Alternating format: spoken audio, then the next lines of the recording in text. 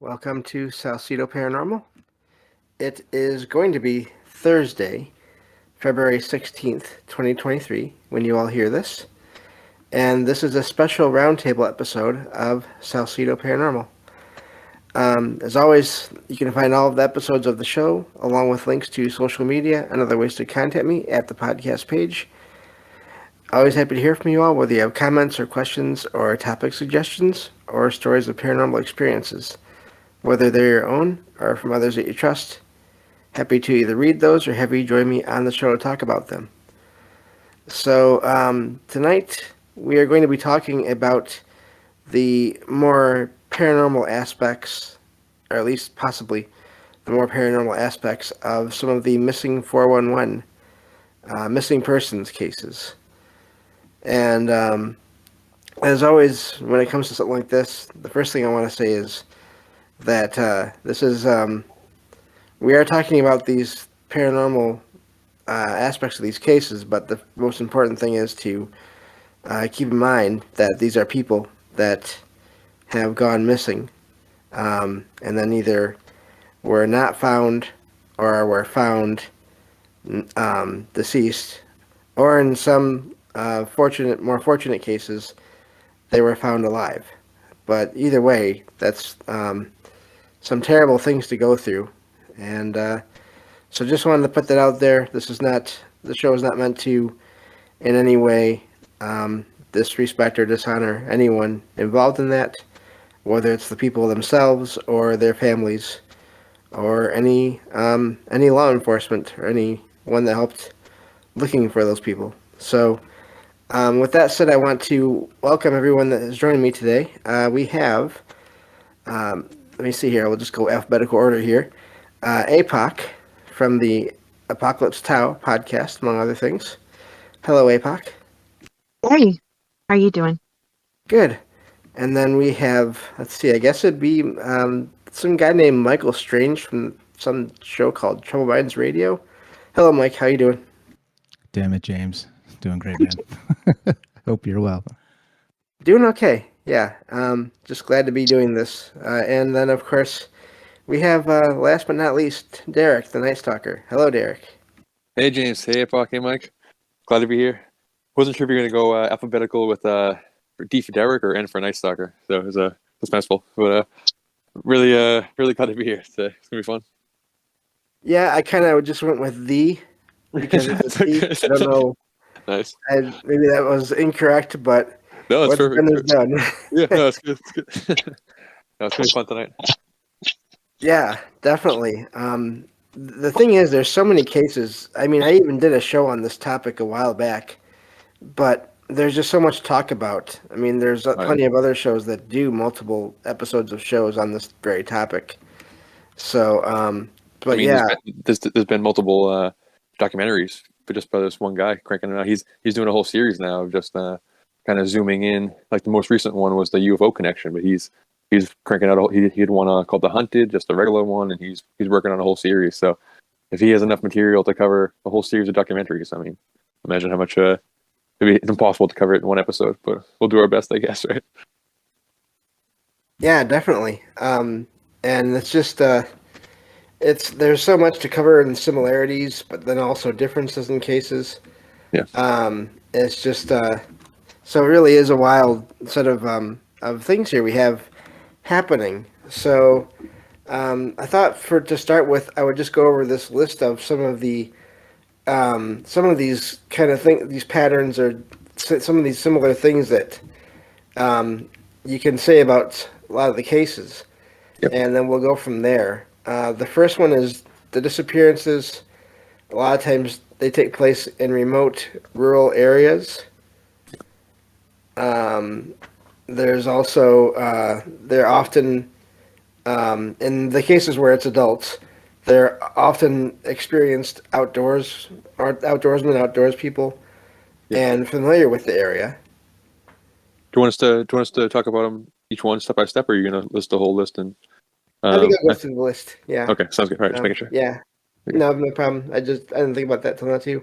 But yeah, and then the next one is the missing persons are usually found in unexpected locations, such as on a mountaintop or in a river. Also, in or near boulder fields, of course.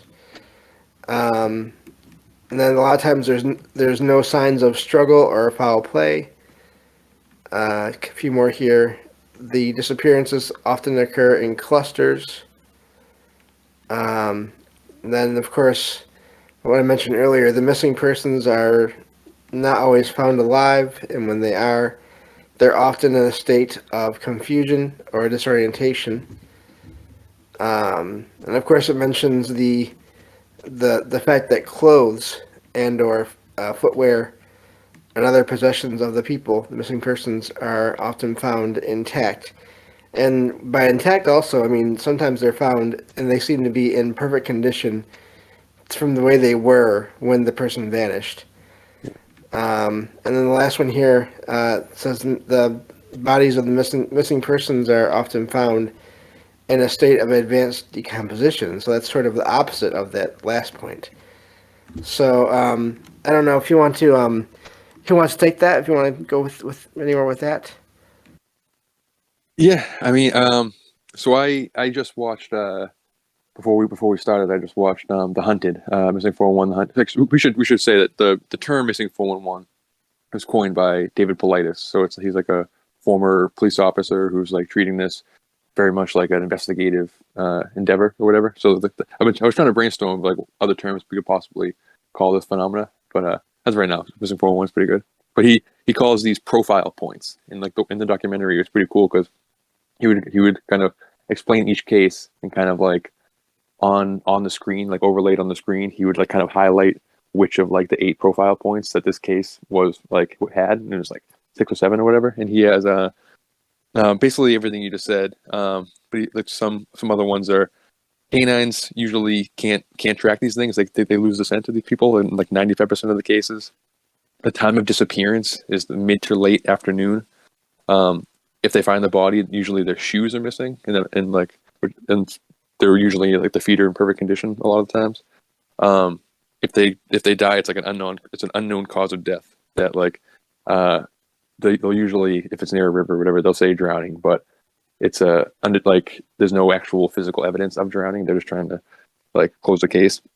You mentioned the boulder field and the water. There's usually a weather event, like either immediately when the missing case happened or when the like the search to find them begins, almost like to impair the finding.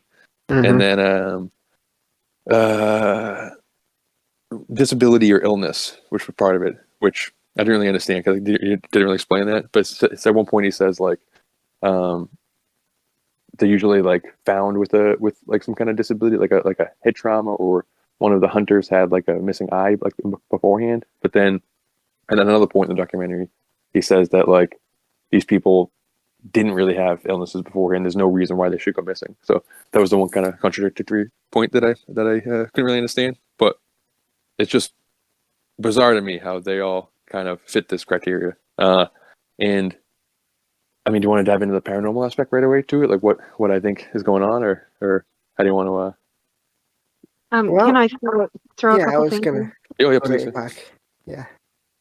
So one of the things that I find interesting is that genius level people and quote unquote disabled people, elderly people, and children are kind of groupings of this disappearance type situation. People also, people in very good physical health.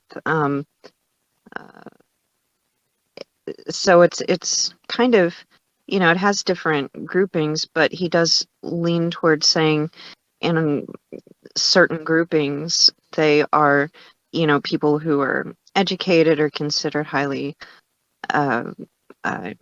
intelligent, and yet, a lot of those actually were the drownings that weren't drownings, but then there are the other that either have like a mental disability, or they're elderly, or in another way sort of incapacitated or limited potentially. there's a lot of strange stuff, and I want to let Derek or Mike throw in before I kind of have some new stuff I've thought about I want to pull up too. Yeah. What do you think, Mike, about all this? Yeah, so this is a weird one, this missing 411 stuff. I've been following this for years, and there's so many theories that make you kind of scratch your head because all the cases are so different, but there's always that weird sort of like splinter in your mind sort of situation that something seems to be happening here. And I before we get to the paranormal stuff, I want to point out that let's say the mainstream, how they would describe this is something called green fade. Have you guys ever heard of that? No. It's a situation where when people become lost in areas with dense vegetation, they can experience a sense of spatial disorientation, meaning they're unable to accurately perceive their surroundings and may have difficulty distinguishing up from down, left from right, etc. And they attribute it to basically being in these dense vegetation, wilderness type areas, and so they just become confused. And that by itself, the green fade, seems almost paranormal by itself. I mean, for like a mainstream explanation. When I read that, I was like, "What in the world? Yeah. Green fade? Okay." It's almost like some kind of like old like fairy folk thing would be like, be careful of the green fade. Like don't wander into the woods or you'll be entranced by the green fade. You know, so seems very paranormally cool. Yeah, Oh. yeah, totally. But that seems to be one of the major consensus points for scientifically why this happens. And still, that sounds spooky. Yeah, very spooky. Yeah. There's so much more to it that doesn't make sense, like how far away they are found. If their bodies are found, they should never have been able to get that far. There are the scenarios where if their clothes have been removed, they're either dropped down, like they just dropped them down and stepped out of them, or they're neatly folded. Regardless of it being by the body, and many times it's not. There was a little boy who was 2 years old who disappeared out of his grandfather's yard that was found. I can't remember how far away, but he was actually alive. And they found him face down on a frozen creek bed, but he had removed his coat and I believe his shoes as well, or they had been removed, in one way or another. The way that these trails kind of lead with, and I've been following him since, Art Bell as well for years and years, but they lead to very impossible things. And one of them, I can't recount which one, but there was one case where a man's cell phone was actually tracked at the time of his disappearance, or they retraced it, and he had to have been going in a straight line through this forest, above and over mountains or hills, and just terrain that would have been impossible for him to be going that fast. As a matter of fact, it was faster than an airplane or something like that would have moved. And there's so much weird about this. And the green thing, that kind of goes into what I might bring up. So, or what I will bring up later. But yeah, very interesting stuff. Yeah. Yeah, the I'm not sure if it was that same boy or not, but there was one where he would have had to walk through a field of or a herd of cattle, including like barbed wire fences that were around the cattle. Wow. And his clothes were actually found to be torn, and it was like 8 miles that he ended up going, including tracks went through this whole herd of cattle. And it's just like, why would a kid do that? And then how would they do that to get through all these bushes that are probably as big as they are or bigger, and then try to get through this barbed wire fence? Yeah, it's amazing. Yeah. It's just wild. I have one quote from Paulides here. It says, sometimes these kids that I write about are found, like a 2 or 3 year old, are found 10 to 15 miles from the point they were last seen, where they're found 5,000 feet higher in elevation than when they disappeared, Paulides says. And as a parent, you'll know my kid wasn't going to make that distance in that amount of time or climb that elevation in this period of time. So it doesn't make sense. Right. And he's a very level-headed guy, which I like about Paulides. He's not like, he really doesn't theorize at all, which is pretty cool. He sometimes you can like infer what he's talking about, but in all these documentaries, he's not really he's not telling you it's Bigfoot. He's not telling you it's a portal or anything, which is pretty cool. But with the kid thing, it really is like there's like a lot of these stories are just 1-year-old kid, 3-year-old kid, like 5-year-old kid makes it 20 miles, like goes 9 miles off a rock facing like the most treacherous, densely populated part of like the Rocky Mountains, like the Appalachians, yada yada. And it would be impossible for me to do it, let alone if I was like a baby. It just doesn't make any sense at all. And then when they're found, if they're found, they're usually in perfect condition, you know? And yeah, I don't know. It's just really, really bizarre. And then like the paranormal aspect of it, or the more bizarre aspect of it is in more than one instance, like there's the famous case of that one kid who said that he was taken care of by a big ape, a big like hairy man person, you know? But that's not the only time this happened. There's been like strange cases where they've like, who knows if they're some type of if they're just like experiencing trauma and trying to make sense of it, or if they're actually like abducted or guided by some kind of type of presence or creature or who knows what, you know? Yeah. There is one story about also a boy who said a bear took care of him. Yeah, it's bizarre. Yeah, that was recent. That was more recent. Yeah. Yeah. Interesting. And yeah, definitely Paulides. I mean, it definitely started with him, but then since then it's just exploded out. I mean, there's all kinds of people that are looking into a lot of this now that didn't used to be. I think thanks in large part to the internet, just people connecting more and more with each other. And so, I mean, it makes you wonder how many other disappearances are out there that could fit some of these patterns that have not been attached to this yet. Yeah. Right. Just quick, one of the things is that Paulides has suggested that there in several cases that these people could not have gotten where they got to on land, and that removes the potential of the Bigfoot scenario in a lot of these cases, because that they would have had to have been elevated and dropped in a particular spot in order to actually get where they got, and it would not have fit the bill for a land creature of any kind to sort of be involved in that. So yeah. Sorry, Derek. No. It was like the dropping thing is like the dropping them back in seems like it's part of this, because the way they were explaining kind of the way the search parties like we'll look for the people, and they're extensive, and it's over days and days and days, and they do this like meticulous thing with this grid pattern and this string where they literally like map out and they web out like the terrain that they already covered. So they're making sure, and they're checking it like 4, 5, 6 times, going over the same locations. They're like, these people are not here. We have it all. It's like we're painting it with the places that we've already been, and then 7 days later, or some cases like a month later, they'll just like show up in that spot, and it doesn't make any sense at all. It's like they literally disappear and then reappear in these locations, or airlifted out and dropped back in or something. Right. Crazy. So in some cases, it's as they're doing the search. Yeah, it's bizarre. Yeah, how does that happen? I don't know. They will go over a certain portion, and then later, they will go over it again, and they find the person.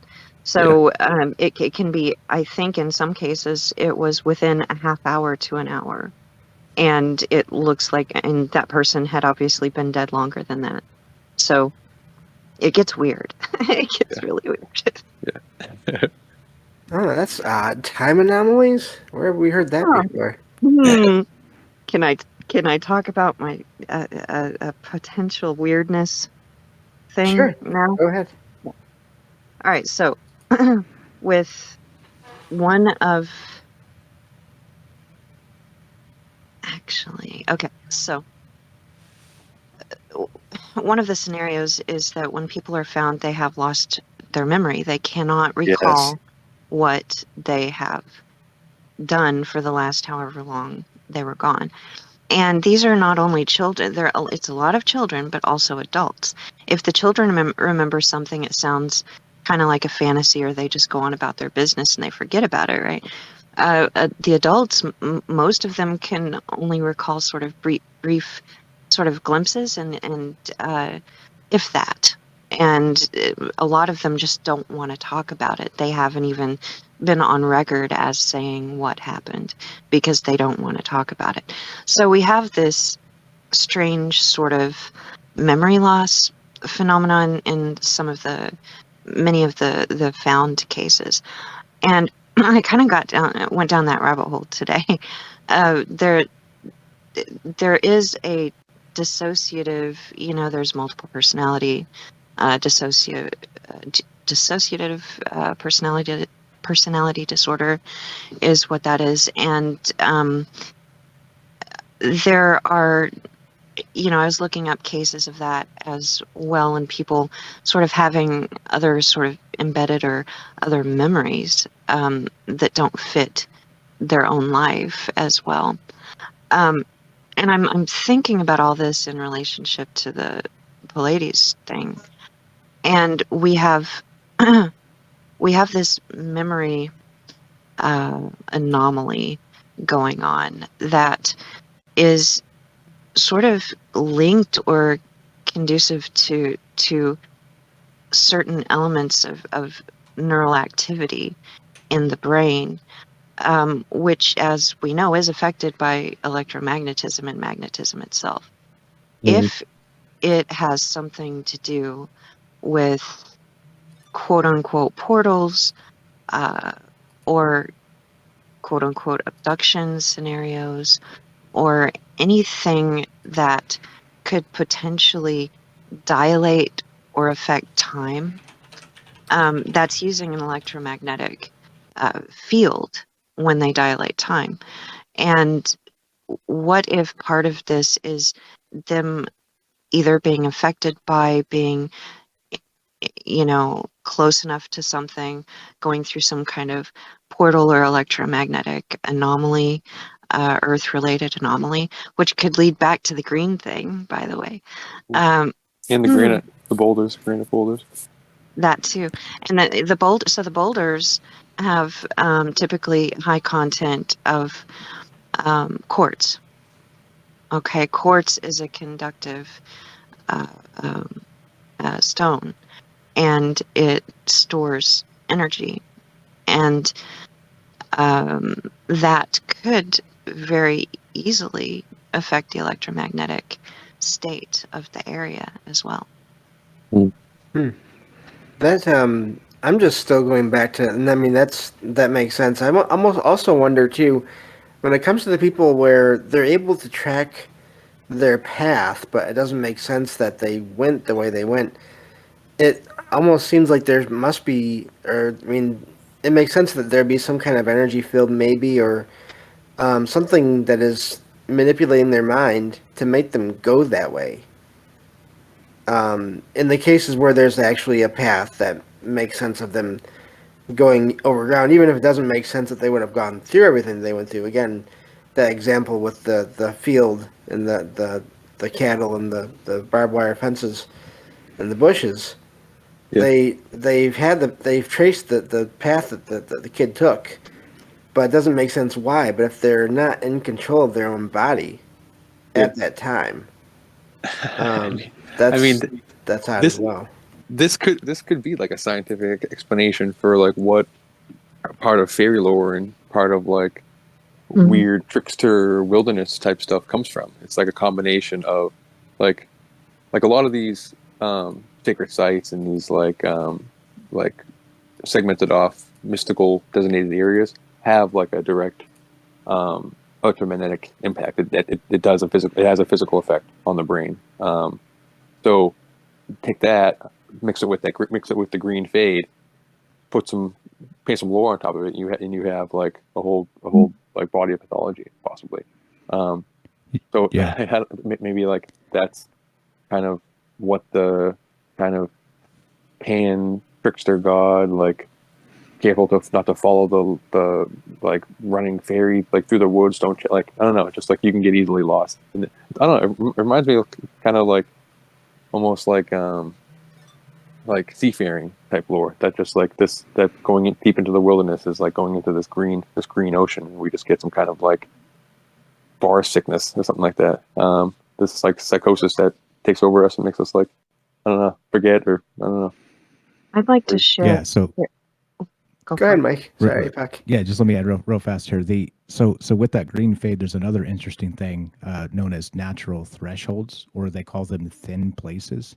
Mm. And so we've talked about this in the past on Troubled Minds and in other spaces in these conversations we've had together. But there's a particular thing where when people walk through these doorways, like you use the example of going to the kitchen to grab something, and you walk through the door and you forget why you're in the kitchen in the first place. And it's a scientifically researched phenomenon whereby something resets in your brain walking through just a simple doorway.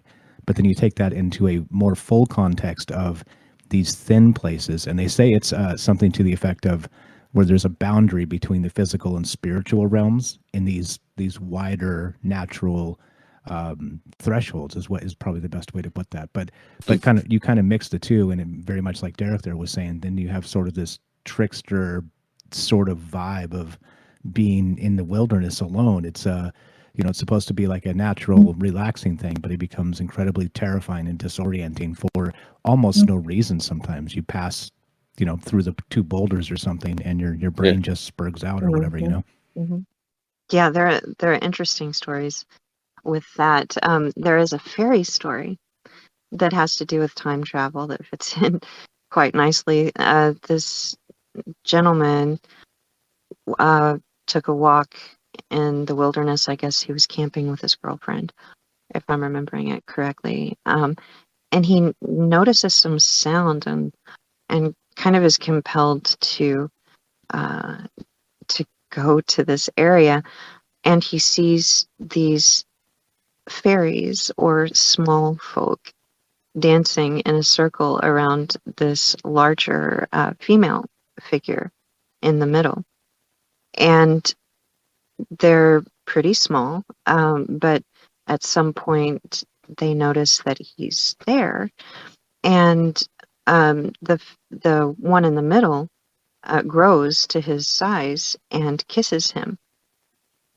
And the next thing he knows, his girlfriend's coming up behind him and saying, "Where have you been for the past however many hours?"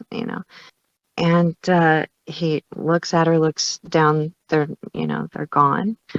And yet he had been standing apparently in that same position and same place for several hours. Now, is that some kind of electromagnetic anomaly that's getting him to perceive something differently than it is? Is it a portal or a thinning of the veil of some density or dimension? Or, but it's, there are many sort of time travel fae folk stories, and I find those fascinating. Yeah, there's one this on this same track. There's one case, July 30th. I think the year is 2014. I didn't write the woman's name down, but she was with her husband.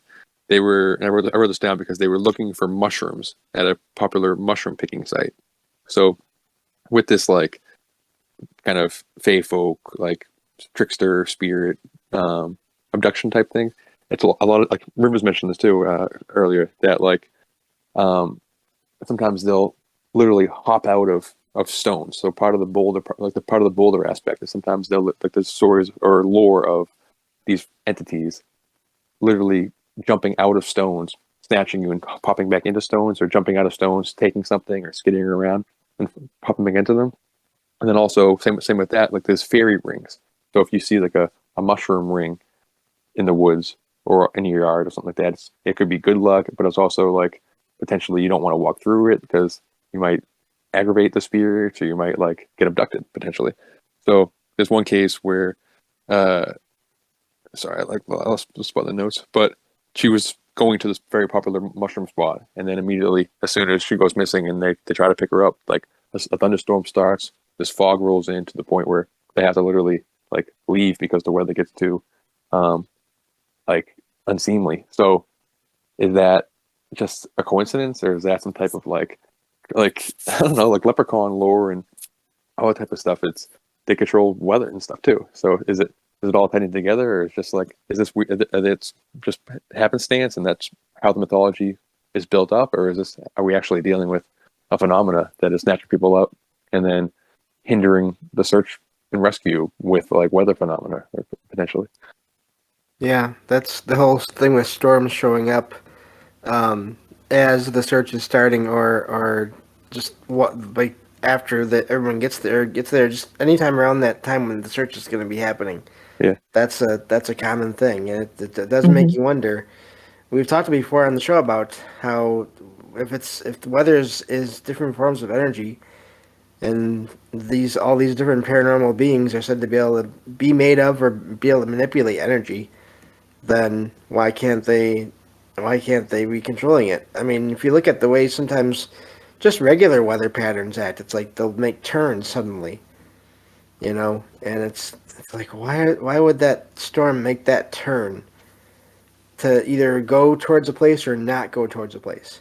yeah, It is really That odd. brings, yeah, that brings quote unquote ball lightning into it. It brings orbs into it. The little people, going back a little bit to what Derek was saying, the little people have been in personal retellings of events and experiences. People have talked about, the little people or fae folk or whatever visiting their rooms, or seeing them peeking behind a corner or something, and they've been associated with not only orbs but also with the abduction scenario and missing time. In a lot of those stories, the orbs have been connected to them, they've been connected to the Sasquatch or Bigfoot, they've been connected to a lot of these sort of cryptids as well, in having been seen together. And of course, they've also been associated with the UFO connection. And so we have this abduction scenario that may or may not be related to any of this. But if it is it perhaps a phenomena of the mind? It may or may not be happening in the way that they perceive it, but they perceive it in a particular way. If it is an electromagnetic phenomenon, and that could potentially affect our mind and how we perceive things, is this something that is injected into our memory or our mind? Is it something that is, that's happening, but we lose time, so we don't remember it? I mean, what's it all about? Yeah. And I can see that just because of my own one experience that is similar to an abduction experience. I could see that it being some kind of energy field that is just it's altered my mind somehow, and but it still makes it feel like it's real enough. Yeah. And I mean, even to the point of where I had sensations of touch, but still, I mean, I don't know. I mean, something seemed that's I think that's a huge part of it. I think like the mind and like whether it's all in our mind, like there's different things we don't understand that plays tricks on us when we walk into different wilderness areas, or just the phenomena itself is gauging with our mind. I feel like that's a huge part of it. But also just like with Missing 411 in particular, that might be happening, especially when they're coming back and they're telling stories of like, I was with a bear for 3 days, or it's like I don't have these memories. But just where does their stuff go? Like there's so much stories of like, he had a he had a rifle, he had a big, huge bow and arrow, he had all this pack and gear and all this stuff. And if he's getting like hypothermia or if he's dropping stuff because he's a 70-year-old man and it's too heavy, we should be finding something. We should be finding some type of evidence. So it's literally like they just like disappear. So it's just, how do you explain that? Like, where are they going? Why is there not a single shred of evidence when it's being combed over by one of these cases? Had like 60 different organizations from all around the area came and tried to investigate the thing all at one time. So like, if there's one person from each organization, at the very least, that's 60 people going around and searching, combing this area, and they don't find a single shred of evidence when this guy took out enough gear to be in the woods for 7 days. You would imagine they would find, if a bear attacked them, they would find shredded clothes or something like that, but they're finding nothing. So like the mental aspect is huge, but just like, where are they going? Something's like, what's happening? Yeah. In many cases, just to throw this in real quick, there is a well, okay, so we have these 3-letter groups showing up, the government groups showing up to these searches, and in certain cases, they won't even communicate with the people who are searching, and they're saying they're doing their own search or whatever. And so nobody can get any information as to why they apparently show up in some of these cases. Yeah. One of the most famous ones was actually in I can't think of it now. Anyway, go ahead. Sorry. There was players talking about at one point being like, yeah, these 2 3-letter agency guys came in and they weren't even really looking. They were just kind of like observing us and they were just watching us and kind of taking notes. And it almost seemed like they had, like, the way he has his like 8-point checklist or whatever, his criteria, it like seemed to him like they also have their criteria. They're like, if they don't know what's going on, they at least like are actively trying to figure it out the same way like we are, you know? Yeah. But I mean, also, if there's the conspiracy angle to this, if it's not paranormal, could just be like, you can lose time and have weird memories if you get drugged, if you get like trank darted and then taken away and then like brought back, if there's some type of, if we're being abducted by, you know, like the government or some type of shadowy agency. I prefer the paranormal stuff. Yeah. But Yeah, there. Yeah. Sorry. Go ahead. No, go ahead.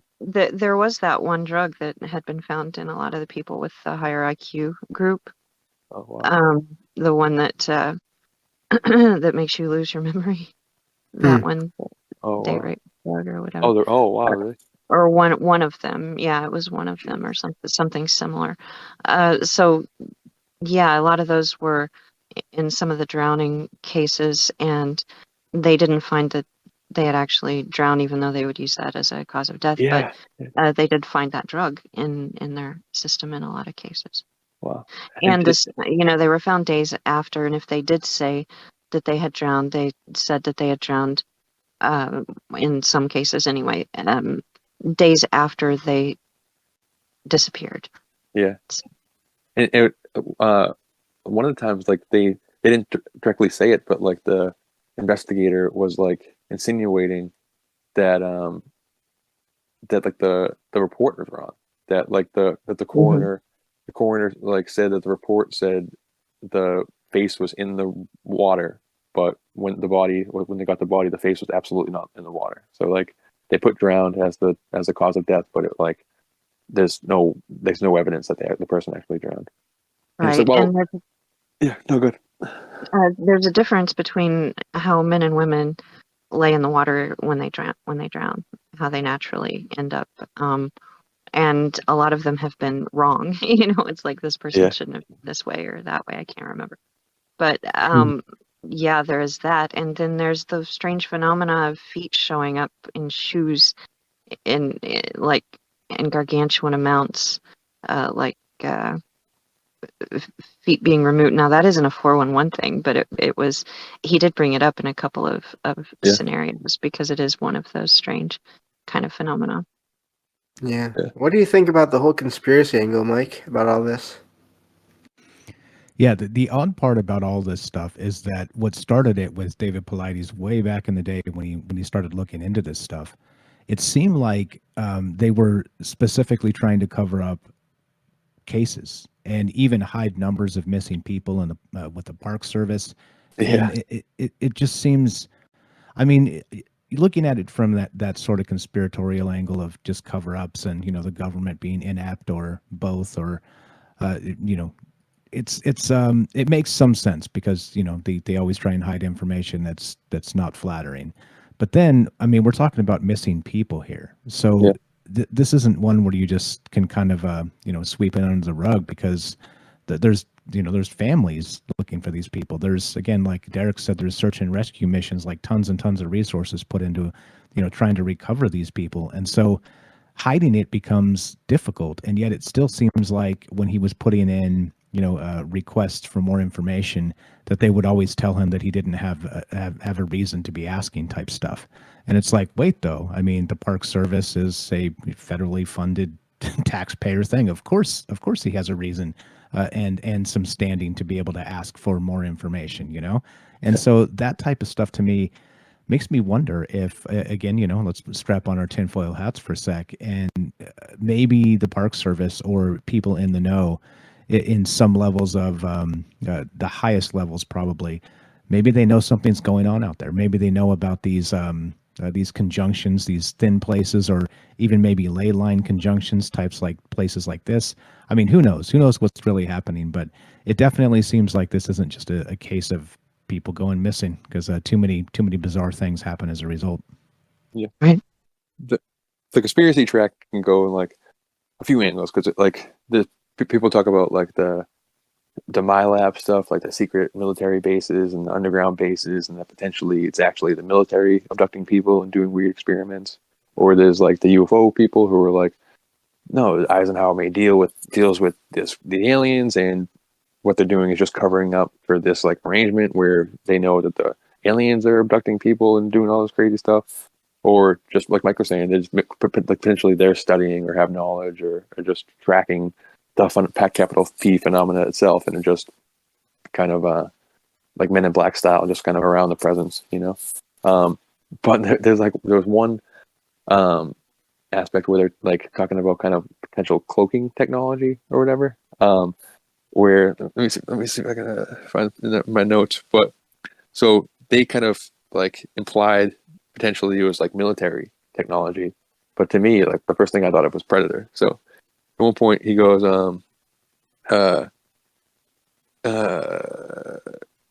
she was this is Paulides. She was a hunter, archery hunter, and she was sitting in a blind, and she saw something in a 50-foot tree, or in a tree 50 feet away, and she said, his name, the best I could describe it, it's almost like you had something in your eye and you're looking away, or you're looking through a piece of saran wrap at a distance.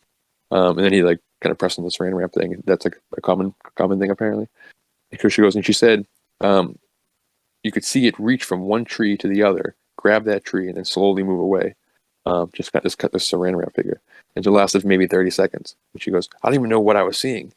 And then yeah, so she goes, and she came back home and told Bruce what she had seen. And he says, hold on a second. And he grabs the movie The Predator and puts it on. He goes, see that in the tree? And she goes, oh my God, that's exactly the effect I saw. Not the definition, but the effect. And it's like, that's truly bizarre. What if there's some type of like, I don't know, some type of like dark predator out there? Like this one point, on a Reddit, I was looking, like they were like a Bigfoot like Reddit. They were talking about like somebody was telepathically, take this with a grain of salt, but they were telepathically communicating with the Bigfoot and asked if like, are you the one stealing people? Again, take this with a huge grain of salt. But the Bigfoot responded telepathically to the person, no, there's things much more dangerous than us out here in the wilderness or whatever. And I was like, geez. And like, so with the Hunted documentary, it's like the commonality in this string of people, it's they're all hunters. They all have guns. They're all out there, like trained. Like they are themselves a predator. And in the Predator movie mythology, it's like the predator is not running around. In the first, and like earlier, he kind of is just killing random people. But like they built a mythology to be where the predator is not hunting regular people. It's hunting other predators. It's trying to become the alpha predator. So it's if you like put your if the predator sees you and you like drop your gun, it's gonna in theory, walk away from you and kind of spare you. But if it sees you as like a threat, then it will engage with you. And that's kind of like the phenomena itself. That's kind of in the movie Nope. Is the most recent example of it. But that's a huge part of like the phenomena. It's if you engage with it, if it like sees you actively engaging with it, or if in this case, if it like has this predator quality, it sees you as like a hunter or a threat. That I don't know. I found it to be kind of interesting. Like what? Yeah. Yeah. And there's another name for it now in the paranormal, Glimmer Man or Glimmer. Glimmer Man. Wow, Yeah. that's cool. That's cool. Where that is, oh yeah, that's a thing on some of the shows I've heard before, where people are seeing these things. Usually, it is out in the woods. Funny enough, Glimmer Man. I never heard but of that. not always. There's been a couple cases here and there of people seeing them in their own home. Wow. But 9 times out of 10, from what I've heard, it's out in nature.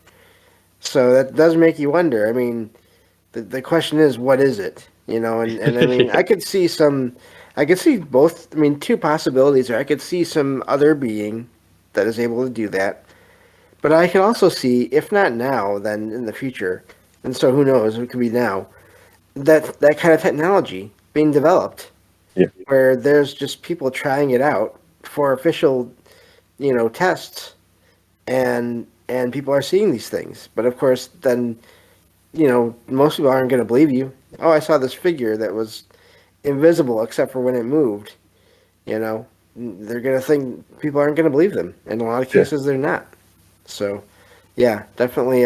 That's a whole other kind of something that has come up over the years, just recent years, like 5 years or so. I've heard. That's really fascinating to me. Glimmer Man, James. That's a cool one. I never heard that before. Look it up.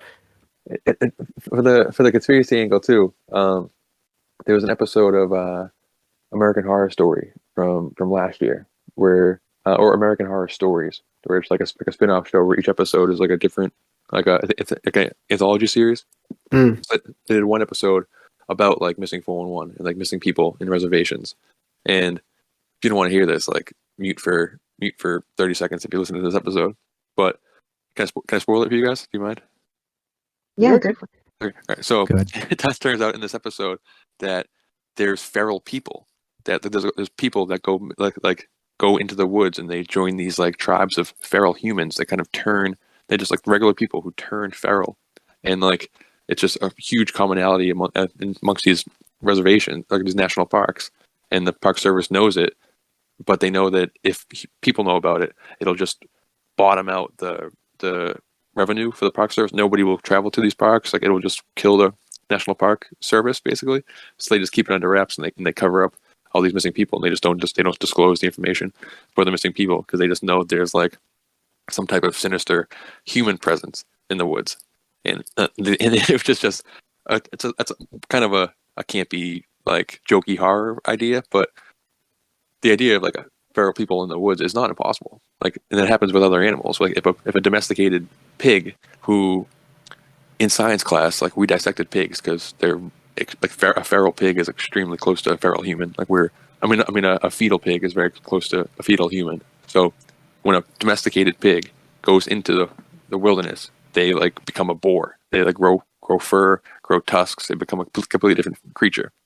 So under this paradigm, if a human goes into the woods, becomes feral, they become potentially the archetype of the wild man in the woods, some unknown predator, like some. So I don't know. I think he hasn't outright said this. I don't think, but I'm pretty sure Paulides leans to the idea that it's not portals, which is my favorite theory. That it is like a predator in the woods. It's something like snatching people up. Like I know he's a Bigfoot guy. Like in general, he has like Bigfoot stuff, but like I think he leans to like being some type of like wild man archetype in the woods, which is pretty wild, honestly. He's actually very. Sorry, Mike. Go right ahead. Well, I was just going to say real quick. He's actually very recently, at least in some things that I've listened to, distanced himself greatly from that theory because he doesn't think that that explains all of it, and there are too many similarities between them all to kind of reduce it to that. Although I think in the past he might have been leaning to that, because he is actually the guy who was the intermediary between the DNA research with Melba Ketchum and the two funding underscored wealthy guys who actually promoted the project. So he helped run that and get that started. So he's been interested in Bigfoot for quite a while, but from the recent interviews that I've listened to, he's leaned away from that almost completely, I think, in the way that he communicates, and he doesn't absolutely say that, but he definitely insinuates it. So yeah, Mike, Yeah, sorry. real quick on the that's okay. Real quick on the feral people stuff. There's a place in Arizona called the Superstition Mountains, and they say that there's actually Native Americans that basically held out and didn't ever sort of yield to the boot of the United States taking over, and they just are living out in a rogue sense of being a menace to just anybody who comes around, and people end up missing in that area. And they seem to think, again, evidence is scant here, but it's an old legend that there's a group of sort of the feral people that have been living out there for a very long time. And if you come around, they'll sneak up on you and get you. It's just part of a way to fight back. Like they never stop fighting the war. You know what I mean? wow. Mm-hmm. For the Native American stuff, there's a couple of different times it came up. Like I think Paulides is like involved with like the indigenous tribes a lot. He's like a lot of like friends and deep in the community, so he talks a lot about the lore. So with the UFO stuff, he talks about the star people and potentially there's like abductions going on in that scenario.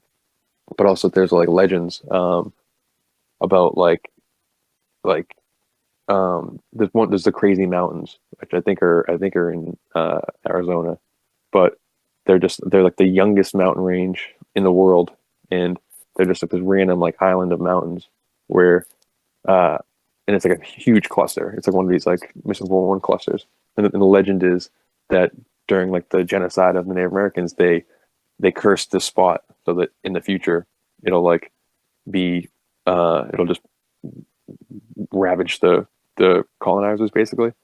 So I mean I feel like that's kind of like the same thing as being like, whoa, this house is haunted because it's built on a Native American burial ground. Kind of, it's. I'm not a huge fan of that idea, but just the idea that like these spots are like they're all a huge commonality between it is they're all reservation areas. They're all in like national parks and that type of stuff. So it's in those. We also have reservation areas for like Native Americans. So it's just interesting that if they just like, or if there is a potential for like ancient magic turning these places potentially dangerous and dark. I'm not saying the Native Americans are doing this, but just the idea that of these being potentially cursed spots, not in like the ley line portal way, but in like an intentionality of making the land something, and then maybe the national park somebody figured that out, and they're like, all right, let's not build a mall on this spot. Let's like block it off and make it a reservation, and maybe people won't go there as often, and we'll just have to like cover up a few hundred missing every year instead. You know? Well, look at the way so many people perceive what indigenous people in any area say about their past and their folklore. Well, people call it folklore, but to these people in these areas, they're talking about things that, as far as they know, they're real, or at least were real at one point. In terms of some of these places that are said to be haunted, or in terms of even like with different names for Bigfoot, as far as being a different people way back when. I mean, and yeah, the look at how so many times you hear about how this place was built on a it's almost like the opposite, but it ends up being something that happens where, oh, this place is haunted. I wonder why. And then they end up digging into the area. Oh, this was built actually on a graveyard. Yeah. And they didn't know that. So it can go both ways. But yeah, the Indian burial ground thing is definitely overused in a lot of fiction, at the very least. Yeah, for sure. But I think they mark those areas off for reasons. Yeah. Either just out of respect for the people they're putting there, or because there's other stuff that's been going on there, even in their own times before anyone else came here. Yeah. So It, yeah, it could be just like another. I feel like it's just one period of time. They were just like everything was just blamed on. Oh, it's just it's a Native American curse, Native American burial ground. And Mhm. then if you fast forward to the 70s, it becomes, oh, there's a satanic cult in the woods doing crazy stuff, Yeah. and and it just like, so whatever connotation or whatever like way you want to color it is one thing, but just the potential, just the idea that maybe these lands could be, even the Lovecraft stuff, the Cthulhu cults and everything.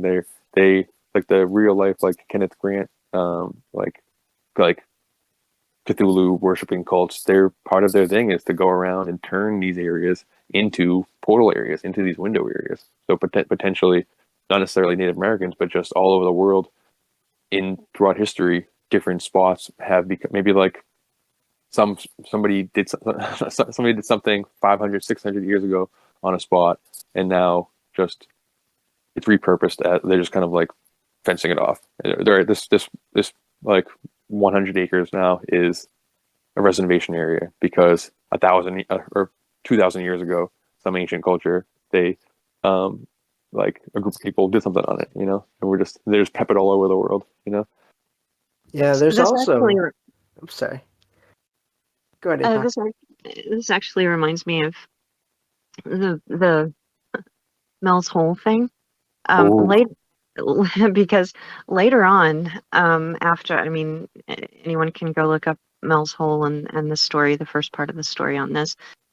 Basically, quickly, he found a hole on his property that it was well known around the area, and people would dump things into it.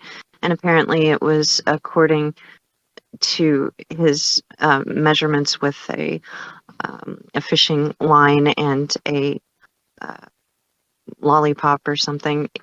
He did not reach the bottom, and he went very long way down. There were a lot of mystical properties around this. A lot of weird things happened. A guy threw a dog in that had died, and apparently it came back to life, according to some of the stories. But later on, he was invited to an Indian area, an American Indian area, and they had a hole, and it was Oh, wow. like his. They did some experiments, and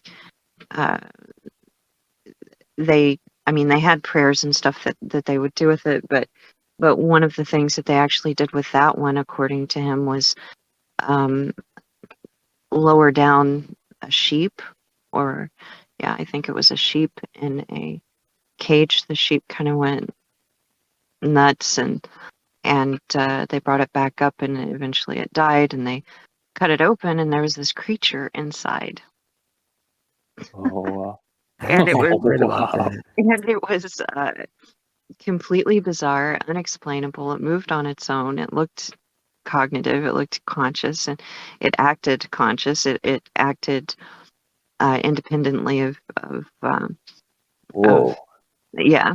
And it's a really bizarre story. But that was on Indian land, and another weird property that apparently this hole had was that when you lowered ice into it, it would burn.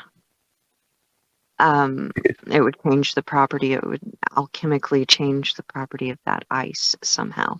Another thing related to the creature, apparently, it was growing at a disproportional rate of speed, and I'm not sure if it jumped into the hole, or if somebody put it in the hole, but there was that creature and then one other one that appeared, and it could have been the same one. But the creature thing is bizarre, the ice thing is bizarre. And are these also, areas where energy has been shifted in some way that could potentially alter physicality? wow, the sheep thing, the creature, like that's some Lovecraftian stuff, James. That It seems like is. Yeah. I get. Right? Oh, jeez, Louise. I mean, so these could be changed by people for sure, but also it could be like the way I kind of see it. My favorite theory for this is portals. Is that people just slipping through naturally existing rifts that I think it's like whack-a-mole where these things these openings are happening. That they're, if you like track it for long enough, which I think cultures have done, you'll see your pattern. But from the common observer, we can't tell a pattern. And I think somebody figured out the pattern, which is why the reservation areas are where they are, and why there's certain buildings where they are and everything. But like, but I think with this like naturally existing portal system, I think they just go to like infinite different locations. So that includes like heavenly realms, that includes neutral realms, that includes dark realms. So some of these spots, probably the more sacred, like holistic ones, make you feel very good when you go to it, are probably going to like it's, it's probably going to someplace good. But it's probably like in Buffy they have the Hellmouth, where it's just like, yeah, this door has teeth to it. There's like, this is a door, this is an off ramp to a negative location and stuff. And it just, these things are just potentially scattered all over the place. And that could be a reason for why like the three organizations are kind of observing it. They're just kind of like, they might have more of the pieces of the puzzle. Be like, all right, yeah, there's a door here. Let's see what happens. Let's see, is this a good door? Is this a bad door? What happens when people are around this door? What happens? What are the people on the other side of the door up to? Like, let's see if we track these cases. We might be able to find what the other side is doing. Like, why are they stealing our people? Who knows? Yeah, I mean, if you look at all the different stories of all these, even just in terms of like smaller humanoids, there's a mix of good, bad, and neutral. It's not just one or the other. Exactly. And then there's some stories where people have these encounters, and it seems like the creature is just having fun, but then it's also like dangerous for the person too. Yeah. Because of the different properties that these beings have, or the places that they're from that they have. And so yeah, I think, and I wouldn't be surprised if we know that the governments are always working on new technology, and I always wonder how long before they do figure out how to detect all these different energy fields that are portals that are maybe moving around. Yeah. And I don't doubt that they can move around. I mean, we see, going back to UFOs, we see energy fields in the sky that move around, the plasma beings and all that. Yeah. They can do that up in the air. Why can't they do that? I mean, orbs, we see them everywhere. In the air, in the space, in the sky, and near ground, in houses. So, yeah, it wouldn't surprise me. They could be moving, like the way I visualize it. It's like I mean, they definitely could be moving for sure. But just the way I visualize it is there's just like a ton of them. There's just so many of them, but they're only opening at certain times. So it's like there's one of these like points, that one of these like checklist points that he has. It's like time of day, and a lot of the times they're happening at like late afternoon, like early evening hours. And there was like something else I was listening to like years ago, and like the interviewer was like tracking, or the interviewee, the guest was tracking UFO abductions and traced them to like the galactic time. So not like where the sun is over us, but where like I just spent so long. I don't know what part of the galaxy is over our heads, but whenever that point is directly over our heads, that's when most of these UFO abductions are taking place under this person's theory. But I was like big into the portal thing, so I was thinking like, oh no, is it some type of like when like the door, or when like the window like goes over like the head, that's when the connection is made. So it's just, there's all kind of celestial bodies. I don't know. I can go on a little tangent, like 30 seconds. It's just like, imagine, so like take like a ball, or take like a some kind of half see-through ball with a light in it, and then I don't know, take a basketball, And stop poking holes in it. There's a light in the center of it. So all of those like little dots are now creating kind of like a skyscape on your ceiling or whatever. Mhm. And then that's all kind of information being kind of transported. So the other doors have to kind of line up. So it's like that's happening inside one celestial body, and then another celestial body as these two holes from one body to the other kind of line up. That creates the bridge that would allow for the information to travel from one point to the other. And there's infinite celestial bodies that are moving all over the place at all times.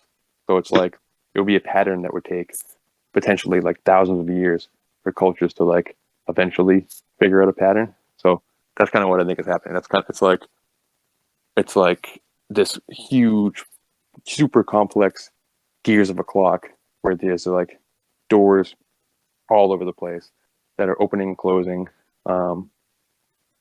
like gates and bridges and like Mario Brothers. You gotta kind of time it right so you can go in and out of it. You know what I mean? And the FBI or whoever or the powers that be either know about that and observing it, or are tracking it and trying to map the pattern, trying to figure out the patterns. You know. That could be. Sorry, that was a long ramble, but does that make any kind of sense at all? Yeah. Sorry. Go ahead, Apoc. Actually, it would kind of be interesting to look at the triangles. Yeah, in respect to that, the disappearances and of planes and ships and people in those triangle areas. I think there are like 3 or 4 or 5 now that they've targeted. There's one in Utah. There's where planes just end up crashing or disappearing or whatever. It'd be kind of interesting to do the math on that if it could be done to see, during when the events took place or project, when the events could have taken place, and then do like a planetary alignment map to see if it could be actually traced in some. It makes me think about what satellites see. What kind of strange stuff satellites see that doesn't even get like talked about or registered or whatever in these places. Yeah, for sure. And is that what? And they're probably like not just if these doors are opening at random spots all over the planet. They're probably not just happening on the ground so people can walk into them. They're probably happening like in the sky too. It's probably what's happening to planes and everything. Like you're talking about the triangle, and they mentioned one in the doc, the Nevada Triangle. I think there might be a different name for it. Yeah, might be Nevada. Yeah, Nevada. Yeah, the Nevada Triangle. There's a bunch. There's one in Massachusetts. There's the Bridgewater Triangle, which we'll talk about when we do the Massachusetts episode, James. But like the Nevada Triangle is the largest missing 411 cluster, according to Paulides. And he says it's between Reno, Vegas, and Fresno.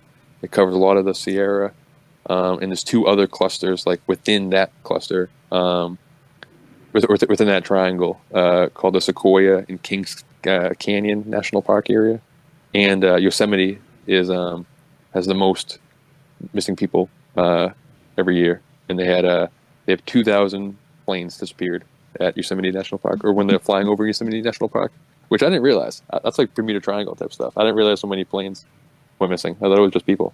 Like that's blew my mind. So you just mentioned Fresno, the Fresno creature. What is it called? I'm looking it up real quick, but Crawler. Yes, you got it. Yeah. So the Fresno, I always kind of wanted to go to Fresno when I was in that area just to kind of look around, because that's kind of where the crawler thing or whatever got started. And then, there were other ones that popped up, but man, that that video was a little bit creepy. Back in like 2011, 2009. That's the one with the legs, right? That's like the big long. It's just like legs and a head. Bizarre. Yeah. 2 of them, baby one and a yeah, exactly. One. It's just weird. That's a weird one. So there's another triangle here. He was talking about the Alaskan Triangle, which it's in that Wolverine: The Long Night podcast too, James. That I still need to get to. Yeah, it's pretty cool. But there's the Tlingit Native Americans that live near Juneau have incorporated part of this area into their culture. It's a belief that there's an evil spirit with the name Kushtaka, who is said to be a cross between an otter and a man, and captures the spirits of people that have drowned and gotten lost, taking them away to a realm that is unseen by man. So that's a otter man doing it, Mm. like stealing people. Pretty cool. Not cool, but it's creepy. Yeah, that's the thing. There's it's amazing how many stories across the world, folklore and mythology, seem to talk about similar things, and but all in different areas. Even with I've heard a couple of stories in the U.S. about people seeing little figures, but they looked almost like um, miniature Native American, like Indians, Oh wow. in a couple of Yeah, cases. yeah, I've heard that. And it just makes you think, like, are there different types of these beings just all around the world, and they're different for each area, depending on the Yeah. history and the maybe even the perception of the people that are there. I Yeah. mean, that could be part of it too. There's the Pukwudgie in Massachusetts, which I think is Hmm. it's either a little Bigfoot or a little hairy or a little naked person with hairy feet. It's one of the two, I forget. But yeah, it's a little like 3 foot tall little creature that runs around. Yeah. Yeah, the Pukwudgie isn't one of the hairy ones, but there are hairy ones. Pukwudgie is they can be hairy. So I guess they've associated both the hairy and non-hairy ones to the Different styles, Pukwudgie. yeah. Right. Different fashion trends for the Pukwudgie. Shave it, Right. shave it. A fresh fade or Maybe let it grow out. Sort of like maybe the two chupacabras now, apparently, from what I've heard. I know, Oh right? wow. But I was just thinking maybe some of the Pukwudgies took a dead Sasquatch and just kind of made fur out of the Sasquatch. Yeah. Yeah. Maybe that's where all the Sasquatch remains have gone. Yeah. Pukwudgie got them Yeah. a little. I mean, Well, go ahead, Derek. no. Okay, just like for like the Bigfoot aspect, or for like the like kind of the Bigfoot portal aspect, or whatever. It could like tying it into why don't we find Bigfoot bodies and that type of stuff. It's like where are these people going? It could be like a Stranger Things scenario where it's like this is like my bridge the gap theory between flesh and blood Bigfoot people and portal people. It's like they could be flesh and blood, but just like coming from another realm and using this realm the way like a diver would like go into the ocean and like spear a fish and then like leave the ocean. You're not going to find the diver's body and like the fish disappears.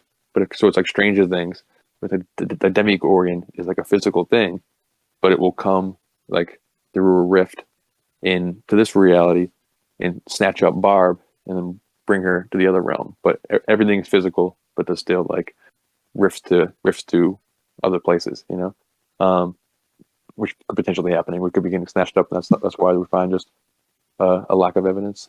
Or single footprints in some cases. Yeah, exactly. They're just leaving as they're walking because they can. I mean, it sounds like I'm joking, but I'm not really, in a way.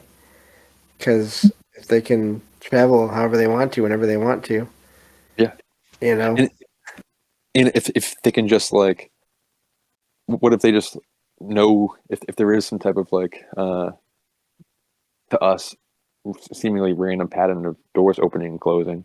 What if they just like know that, and they just know they can either see it or they're just aware of it, so they're just like stepping through for them it's like stepping through one of those airline doors or like those rotating doors where you just kind of gotta wait for it to go through and then you move in. Sure. I just one kind of interesting thing here. So on that Mysterious Universe article you sent me, James, there were those that Apoc found. There was a few different stories in that, and like one of them was a guy who was into like Antichrist weirdness, and there's a group of like Catholic Church group.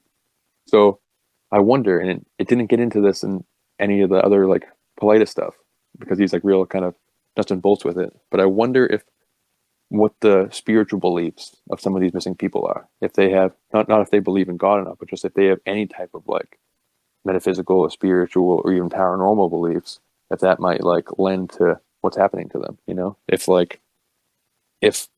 don't know, you know, if they go into like this green fade electrical magnetic trickster wilderness environment, and then like the phenomena is colored by the belief, and that they have belief in the impossible, which allows for some type of anomalous thing to happen to them. Like I would be curious if like I wish he kind of like asked people like, yeah, so he went missing, like does he believe in like angel abductions, or does he believe in like you know, aliens, and like, you know, I don't know.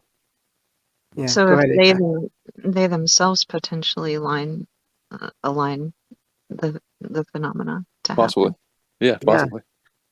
I wouldn't be surprised. I mean, you hear about people, two different people go into to the same building at different times, and you can have one say, "Oh, it's nothing going on there." Another person can say, "Oh, yeah, I sensed someone over there."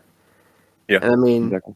you know, so yeah, I wouldn't be surprised if that could be part of it as well. Exactly. It's I think it's maybe is even a different kind of energy that they're putting out.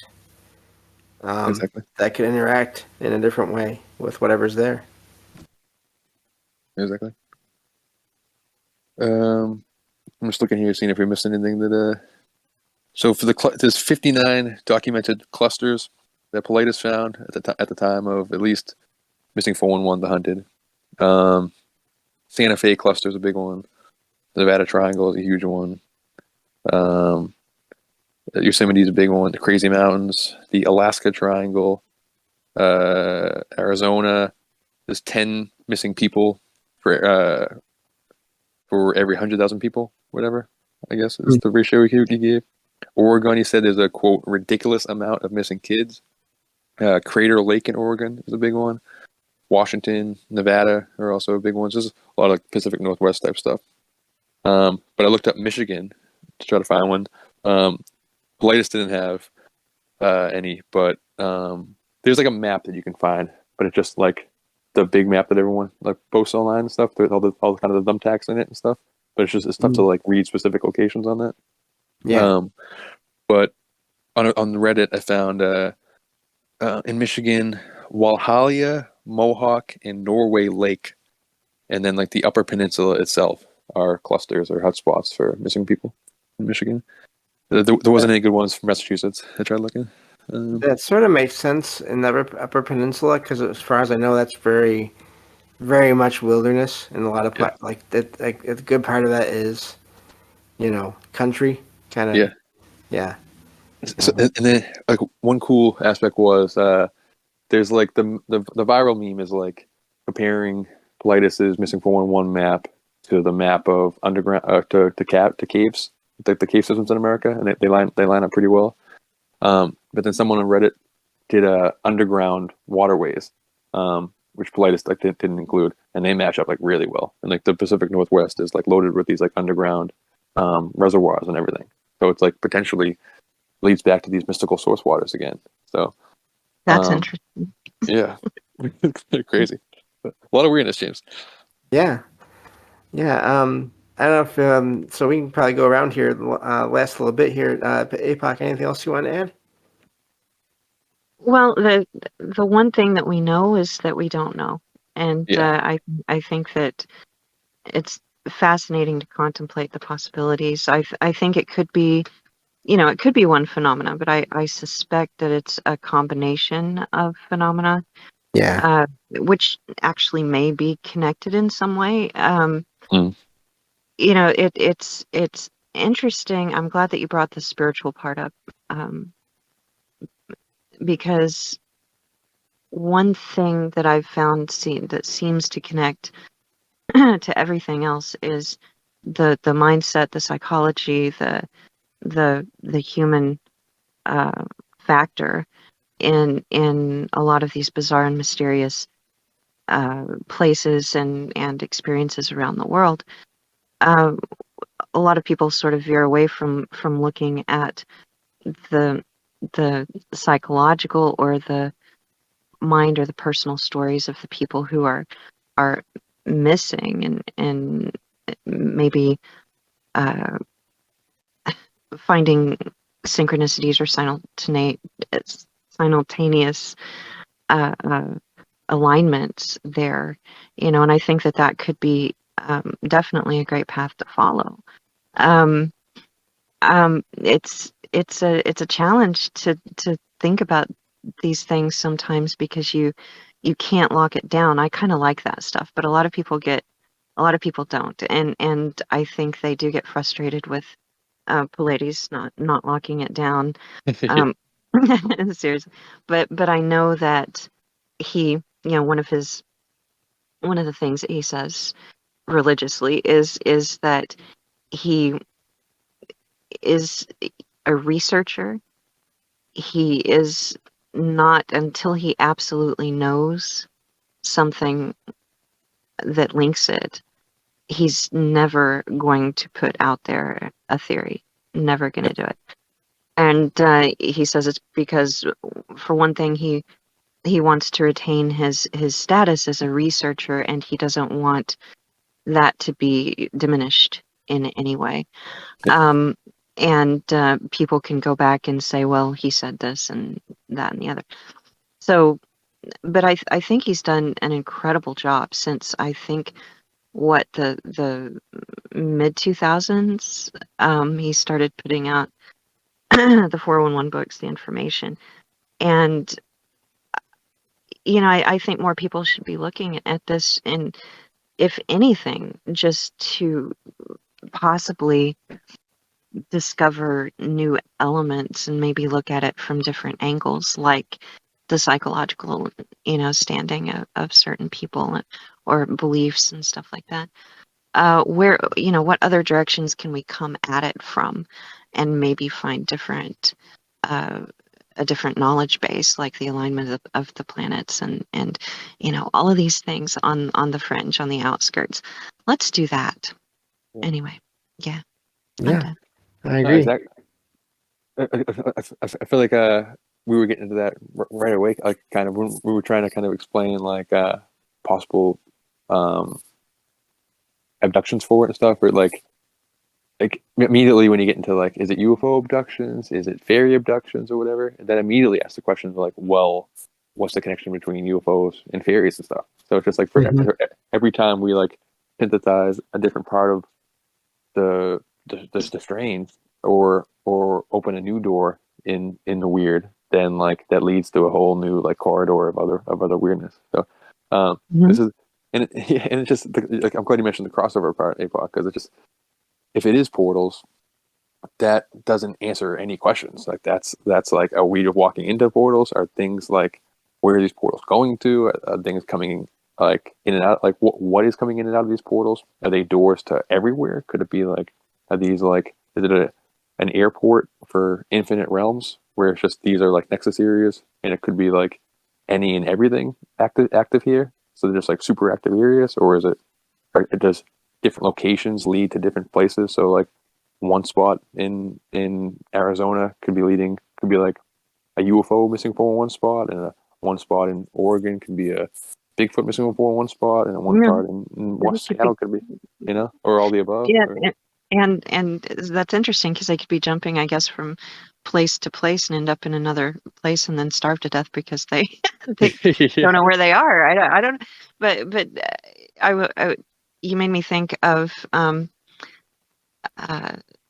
mind. I'm gonna be quiet now. Yeah, this stuff is so fascinating. It's really interesting. It's really interesting, and so we as we contemplate all these things, I hope that more and more people, because I was listening to a lot of podcasts and a lot of stuff, and they they interview Paulides and they go over the same stuff, and some of them don't interview him and they go over the same stuff, and it's all kind of the same stuff, but there's so much of it, and there's so many different angles that we can take as a collective to peer into this phenomena or other phenomena that might actually be connected in ways that we've never thought of before. For sure. Sure. There's two just quick things from the notes that I just want to make sure it's included in here. One of the connections they found between 5 different people was they were physicists and they had German descent. Like there were 5 German physicists from America, which is weird, which made them leap to like UFO type stuff or like potential military type stuff. Like what are they looking for a knowledge base of the people that are going missing potentially?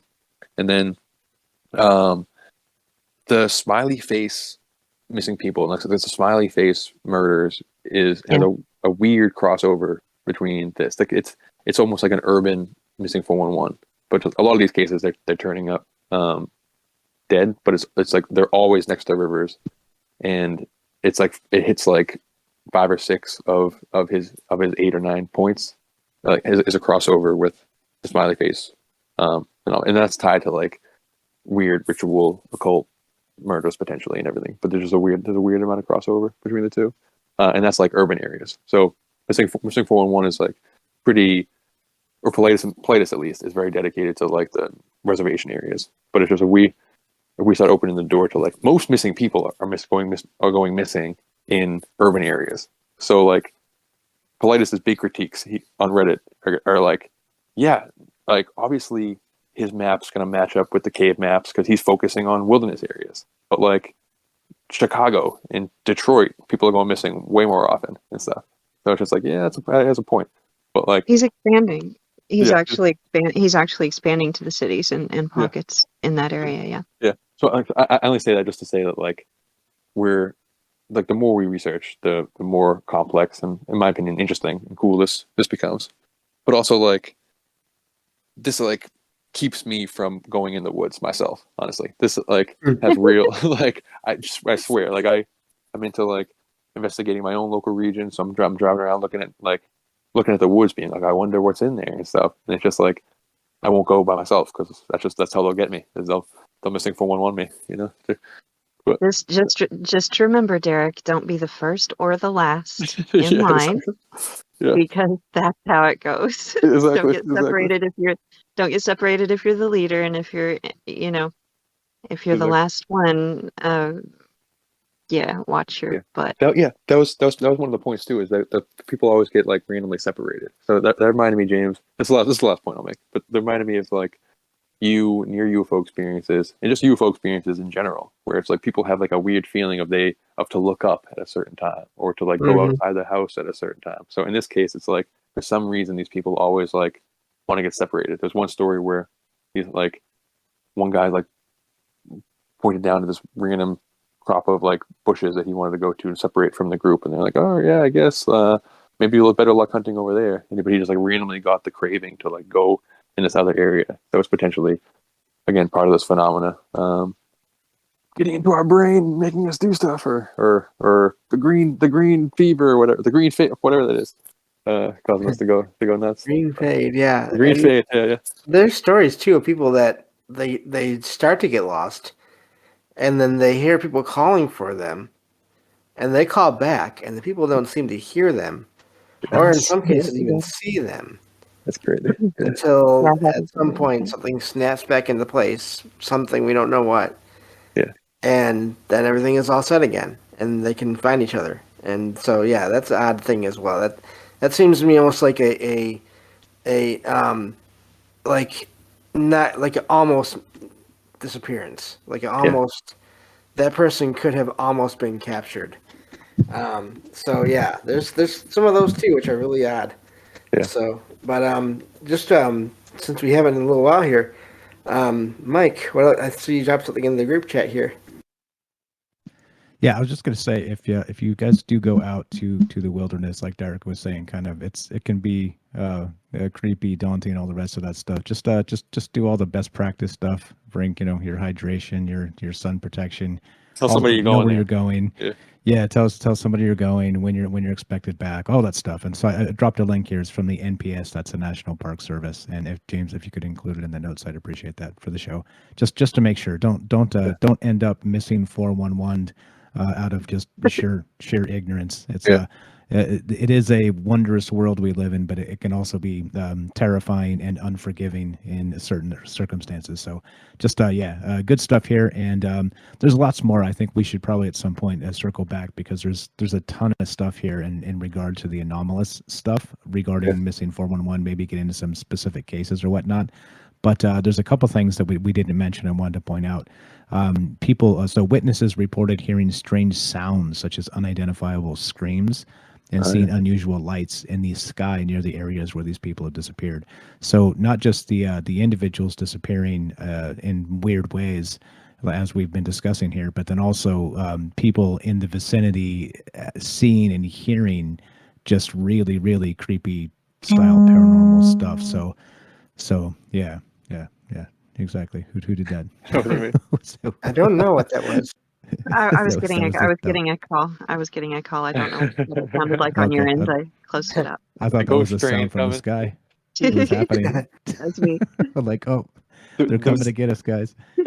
There was one case where one of the witnesses, or one of the guys whose friend went missing hunting, said he heard like a crazy sound like that. He heard, like, he described it as a quick snapping, like the sound of a trap, which is like sinister. It's like some kind of weird alien trap, abducting people. But the sounding is crazy, and it could tie into the mind stuff too, where we're dealing with a phenomena that is outside of our range of perception. That we have 5 senses to interpret what's going on, so that, like, the Oz effect and feeling weird smells when presents are around, or hearing weird sounds that you can't explain, or seeing weird colors that you can't explain. I think it might not necessarily be what's happening per se. It could just be how we're interpreting, like, something just like so otherworldly and so unexplainable, that it's just like there was otherworldly sounds. Like, I don't know. Yeah, and I think phones also. I mean, there was one story, and I'm terrible with remembering names, but there was one guy that was found again long after.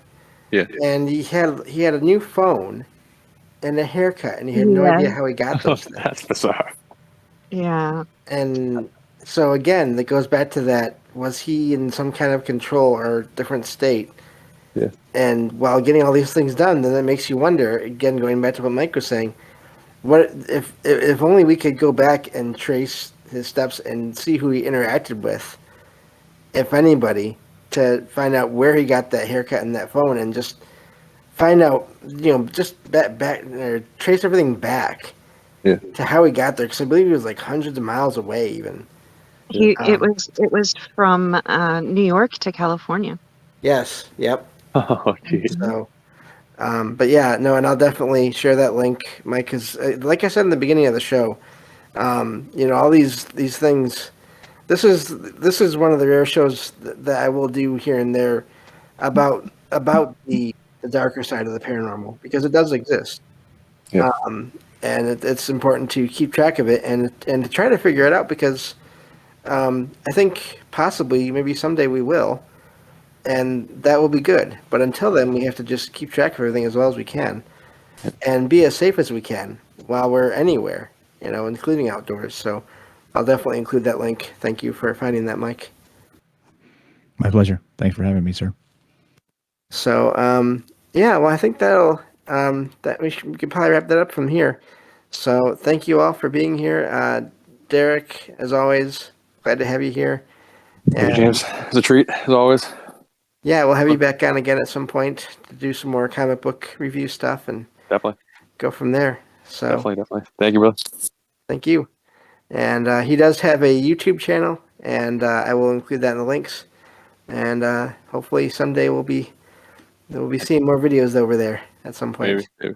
Yeah. Mm-hmm. In the meantime, just listen to all you guys' shows. I'll be calling in or talking comics or whatever. But it's always a pleasure for you to let me on and chat about weird stuff. It's fun. But Yeah. Thank you, James. Thank you, Apoc. Thank you, Mike. Thank you, everyone. Listening. Yep. Thank you, Derek. And Apoc, I will include your links as well. If you want to talk a little bit about what you do, you can. If not, we can just get going here. Well, I will be doing more podcasting. I have that halted for the moment, but very soon I'm going to get back into it. I have done poetry, AI, art, a lot of TikTok stuff, and there should be links to that. I'll give you the portal page, James, if you don't have it. All the stuff should be on the portal page. Very good. And again, like I said earlier, last but not least, I'm kind of going reverse order here, or a different order, actually not reverse. But Mike, tell everybody about yourself and what you do. Just of Troubled Minds fame, just troubledminds.org. Check it out. We're on a break right now, but we'll be back stronger than ever, coming up soon with some announcements to make. So I appreciate the opportunity, James, and thanks to Apoc and Derek as well for peeling out some time and doing this. Had a blast, and I learned some stuff as usual because you guys are all amazing. Appreciate it very much. We'll see you guys soon. Yeah, no, thank you all. Thank you all for being here. And just for everyone that's listening to the podcast feed here and YouTube feed here, the next live show will be on Thursday night, Friday morning, at the usual place. So I will talk to you all then with some true paranormal stories from the web on the next episode of Salcedo Paranormal. Take care.